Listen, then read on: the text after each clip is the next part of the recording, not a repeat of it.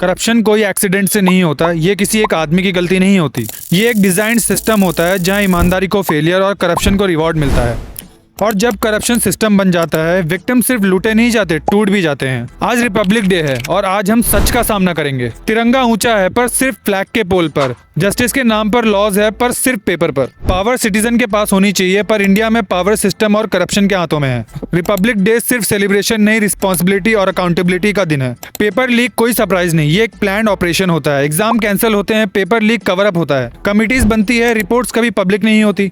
Coaching mafia और management का profit model establish होता रहता है। स्टूडेंट्स यहाँ सिस्टम मैनेज करना सीखते हैं, नॉलेज नहीं।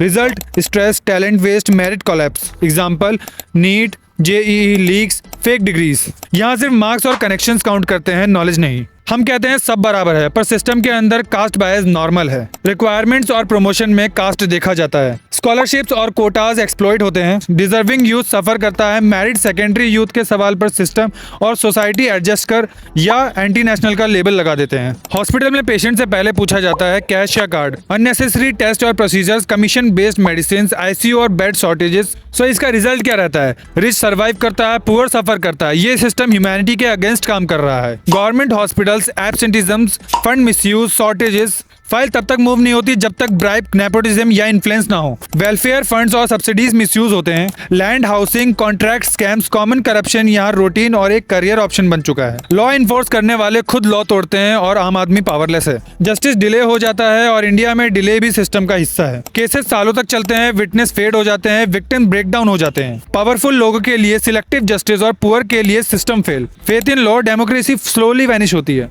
इंडियन कॉन्स्टिट्यूशन स्ट्रॉन्ग है पर एग्जीक्यूशन और इन्फोर्समेंट वीक। राइट्स और रियलिटी में गैप। सो आज के यूथ की रिस्पॉन्सिबिलिटी यह है कि अकाउंटेबिलिटी की डिमांड करे। कॉन्स्टिट्यूशन जिंदा तब तक जब तक सिटीजन एक्टिव रहे। एजुकेशन और कास्टिज्म यूथ को होपलेस बनाता है। मेडिकल और गवर्नमेंट करप्शन लाइफ रिस्किंग है। जस्टिस सिस्टम सिटीजन को होपलेस बनाता है। और इसका रिजल्ट क्या होता है? Inequality, frustration, cynicism. System corrupt हो सकता है पर सिटीजन नहीं। रेवोल्यूशन का मतलब हिंसा नहीं, रेवोल्यूशन का मतलब गलत को नॉर्मल मानने से मना करना। रिपब्लिक डे सिर्फ याद नहीं, ये एक रिस्पॉन्सिबिलिटी है। और जब तक ये यूथ भी सच बोल रही है तब तक ये रिपब्लिक पूरी तरह हारी नहीं है।